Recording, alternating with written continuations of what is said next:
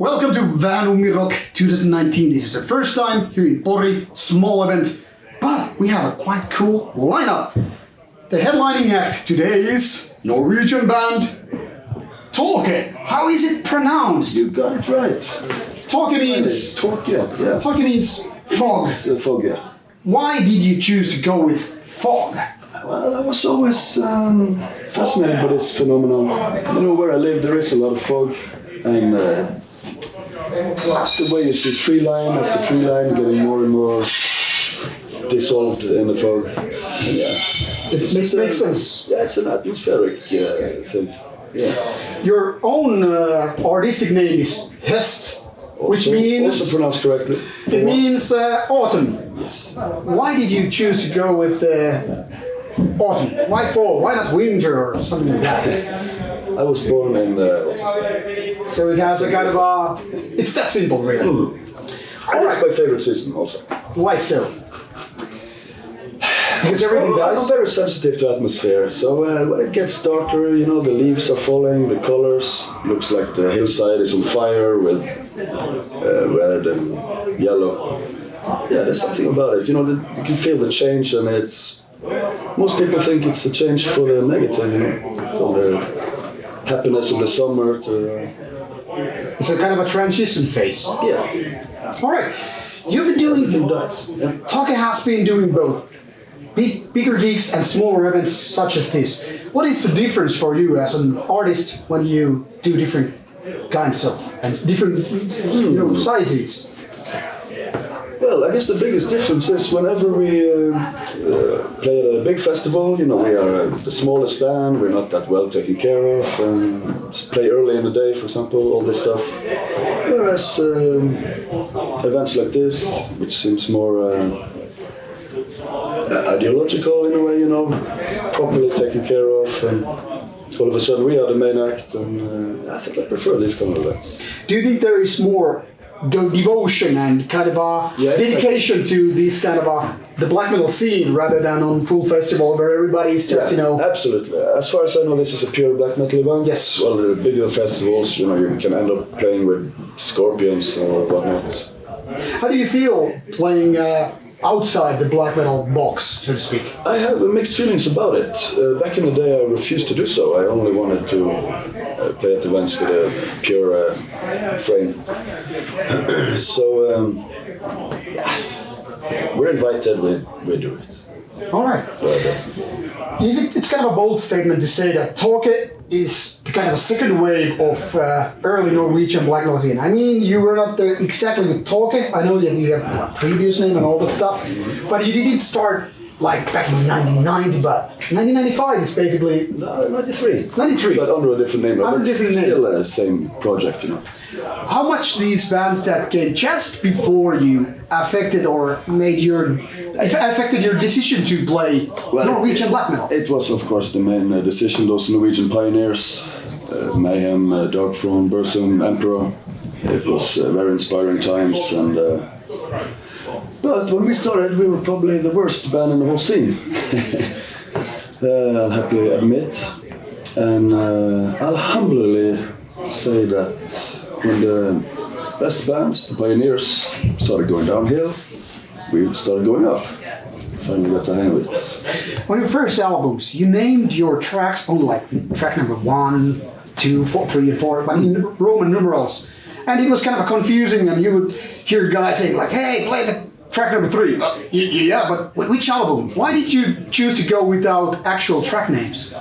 And later on, you obviously changed it. Yeah, those 3 first albums were a trilogy, and they all had one concept each, so it just felt natural to have one title of the album and the numbers, since it was all... it all fit under one title, basically. You have been writing in Norwegian. Some bands, obviously from Norway, decided to do it in English and go all the way international to get a message through, but some bands decided to cling on the kind of a Norwegian theme, like we're the Norwegian bands play Norwegian black metal and this is for our kind only. Isn't that kind of a restricting thought? Why did you decide to go that way? Exactly what you said. I thought like that because, you know, back in '93, it still wasn't that big a thing. And I thought, this is just for Norwegian people, basically. And well, okay, the main idea was to sing in Norwegian was after Dog founded in the Dype Skolas farm. Then all of a sudden everybody realized, oh, we can sing in Norwegian, all right. You don't have to do it in English. Yeah. And it's also the most natural way to express myself, obviously, since I am Norwegian. Native language. Yeah, and it's also a pride thing, you know. A lot of our concept is about Norwegian pride. So it never felt natural for me to sing in English. Have you? I know it's a double-edged sword because most of our listeners are not Norwegian, obviously. But some people take the time to translate. And, There are even some fans that are keen to learn a language just because some bands do it in their own native tongue. So do you think you're like doing a cultural favor? Yeah, we are ambassadors of Norway. Have you seen the other side of this kind of a cultural national thing, like, okay, this band must be some nationalistic assholes or whatever because they are just supporting their own language? No, we never had anything like that. I have to say It's over, because I mean, like in Finland, if a Finnish band was supposed to, let's say, get a Finnish flag and covered as like a cloak, as you have done with the Norwegian cloak, they would be right away, be labeled as a kind of a national socialist, pride, kind of a national pride kind of thing. But is it different in Norway? No, they are oversensitive about it, Even innocent bands that just have a Viking thing, heritage, pride or whatever, instantly labeled or suspicious, Yeah, it's just oversensitive. You can't be proud of your heritage, In my opinion, it seems that it's like a paradox. So, for example, if I travel to Norway, I've done it a few times, I get to see those trolls, which are kind of a tourist thing for, sell like a keychains or whatever. You have also reindeers and, of course, national flags, stickers and all that stuff. You're like traveling with your, car or whatever. You're like, hey, buy these Norwegian things. So it's kind of like cool as long as it's just, kind of a tourist kind of attraction thing. But if you go artistic with it, it generally becomes kind of a national thing, like, okay, these guys are some right-wing activists. Isn't that kind of a ridiculous thing? It is totally ridiculous, and I don't understand where it's come from, because it's the most natural thing in the world to be proud of where you come from, and of course that's closest to your heart. That's where you grew up, and that's what you know. It's totally natural, and it's a bit embarrassing that it's been reduced to little overpriced trolls and Viking figures with horns. Because after all, Norway is a lot more.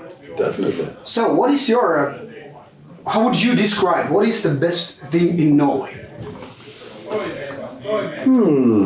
It's a bit difficult. Is it just the atmosphere or nature, culture? It's some kind of undescribable feeling, I would say. Of course, I love the nature, which is kind of unique, really chaotic.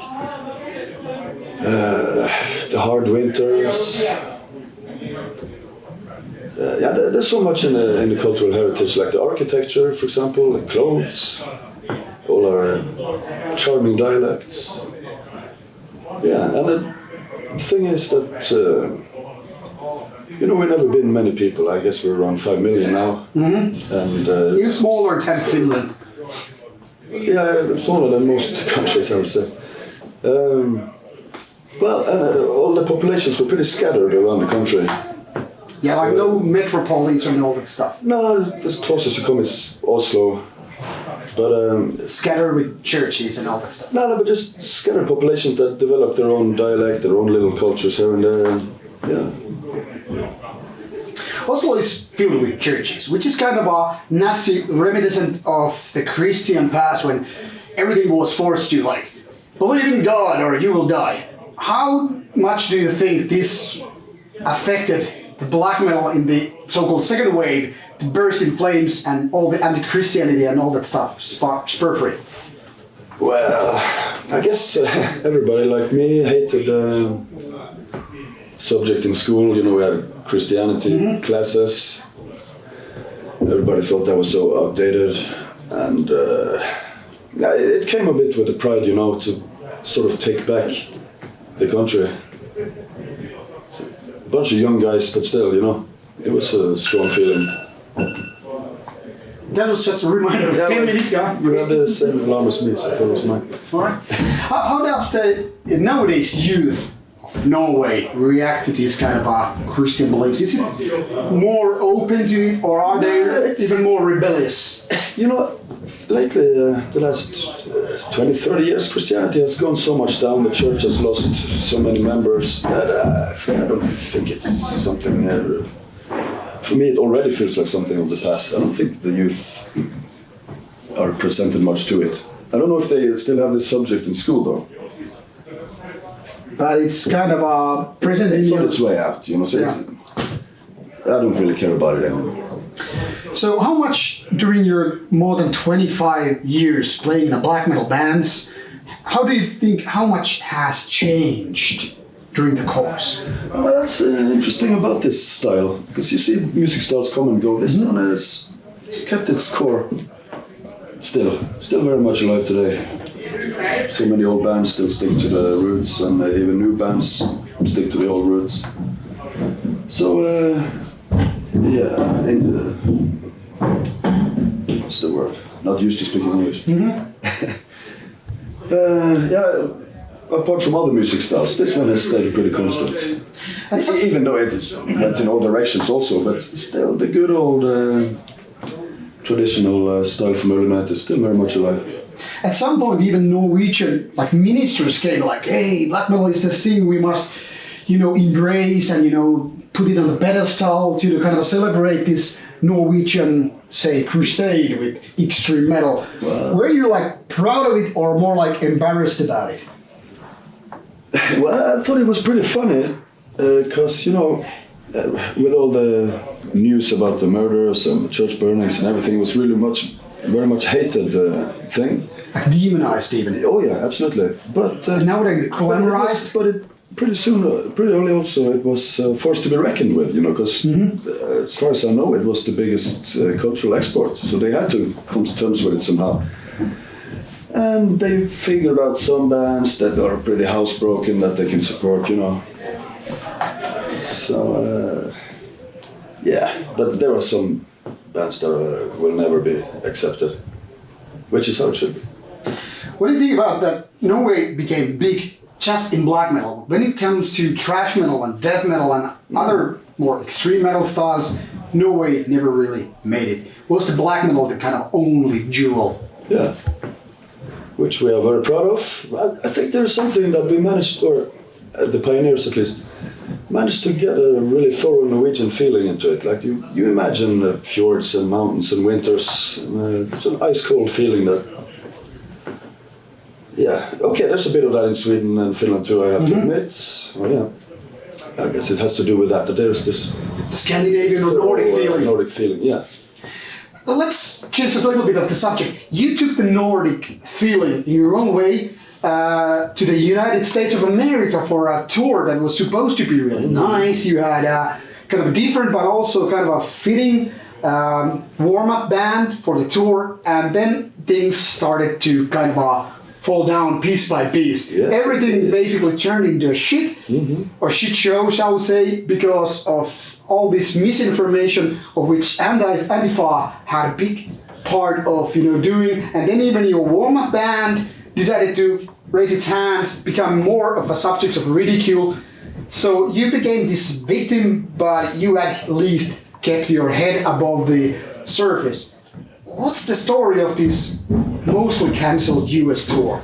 Well, it's really embarrassing to be the loser in this situation, but alright, we'll be back before they know it.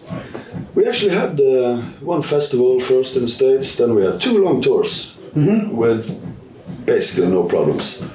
But this time they just declared war on us and insisted that when I wore that swastika one time in Germany, that because of that I am a Nazi. 40 years ago! Yeah, a long time ago.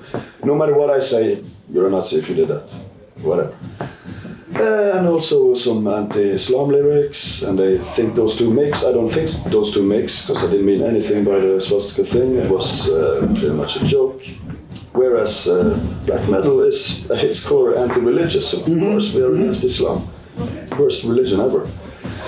So yeah, they went full war, contacted all the venues with threats and called for all other like-minded to show up and beat up the fans, destroy the venue and all this. So of course, a lot of venues don't want to be associated with any of this. Of course. Chickened out, and with some venues chickened out, yeah, and we got some new ones, and it kept going like this. But it was actually just a handful of venues that cancelled. And in the end, the economic part just wouldn't be sensible. But you got the support, like at least kind of a moral support from the people in the BMC, like you keep doing what you keep doing. We'll be buying your shirts and stuff, even though you cannot make it. We got actually a lot of people just went to the web shop. You just should have seen the sales figures around that time. A lot of people didn't even listen to the music they said, but they wanted to buy a shirt in support. So what these fucking motherless fucks don't realize is that when they bring us into the news like this, people check out the music, they might even enjoy it, and we get a bunch of new fans. Yeah, like the saying goes, there's no bad publicity.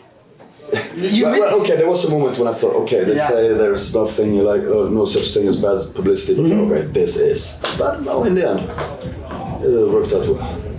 So how do we want to reply or answer to these people who think that Taake is a NS or Nazi band or a right-wing band? How would you want to take it out?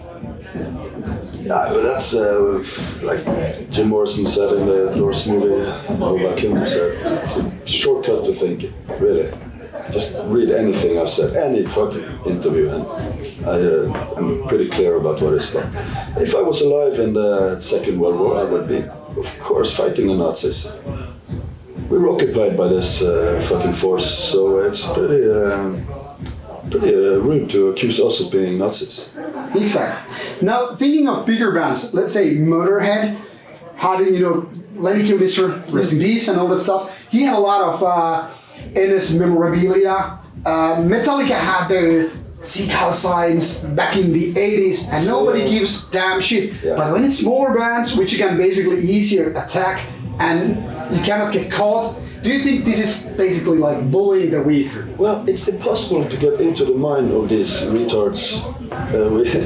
Our manager actually tried to contact different Antifa groups to get in a dialogue, but they just don't answer, It's extremely childish. I don't understand this mindset at all, so who knows what they really think. But I guess, like you said, it's easier to go for the smaller bands.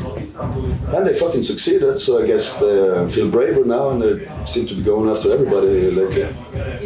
So they're gonna backfire on them. They're basically like couch warriors or keyboard warriors, like doing this attacks and then feeling the pride. Yeah, this is a new generation, people without any sort of pride, I just don't understand. Really unreal. If this is the future, then you don't want to be a part of it. So let's talk about positive stuff. So you have already quite a few albums out. You've been touring and doing single gigs here and there. What will happen with Taake in the future? You have had quite a few lineup changes. You have had live musicians. You are still the only kind of real member of Taake, but you have managed to keep it all going. What will happen in the future? Are there plans for the new albums, new tours, new gigs, any continents to conquer? I'm pretty content with the way things are these days. One tour a year, some mini tours, festivals, and yeah, I still enjoy it. I actually think I enjoy it more than I ever did. And the band I have with me, two of them have been there for 12 years. So yeah, we're a gang of friends traveling together. That's always enjoyable. New continents, I guess it's only Africa and the Middle East left. Why haven't you conquered them so far? Do they have a scene? Of course they have. Actually, there was a recent release from some African, metal scene, like how they have bands and all the stuff. Why do you think it's so much shadowed by places like Europe or North and South America and all that stuff? I have no idea, I guess. Different culture. Yeah, it must be. I actually didn't even know if. Oh, of course, there's a small scene in any country, but I don't think I ever heard of any African band at all. What about these places like India and China? They have like more than a 1 billion, like 1.3 billion people, and people rarely even know about Chinese band, Indian band. Are there even metal bands? What do you think is the reason for these really ancient cultures not having conquered the world with music? Why it has to be smaller places like Norway, Finland, Sweden, etc.? Good question. I'll tell you when you're a little bit older. So when we meet in like next 5 or 10 years, you're ready to answer. Yeah. All right. Is there something like one piece of Taake that nobody, no fan knew of, but you would now like to tell? Like you need to know this one fact about Taake would be. Let me see. There are many misunderstandings. Let's see if I can think of anything. You know, I mostly don't even do interviews because I don't feel like I have anything to say apart from what I say in the music and the lyrics. So I guess I don't really have anything to reveal. I think you will have to ask. Fill the blanks. So nowadays, what does God and Satan mean to you? God means nothing since it doesn't exist. Same for Satan, but Satan was for me more just a symbol of the destructive forces in man, anything negative. All right, fair enough. Not personified as some goat creature or whatever. So when It's the little devil that everyone has inside and you can choose to listen to or not. what do you think about these bands that are very religious about Satan?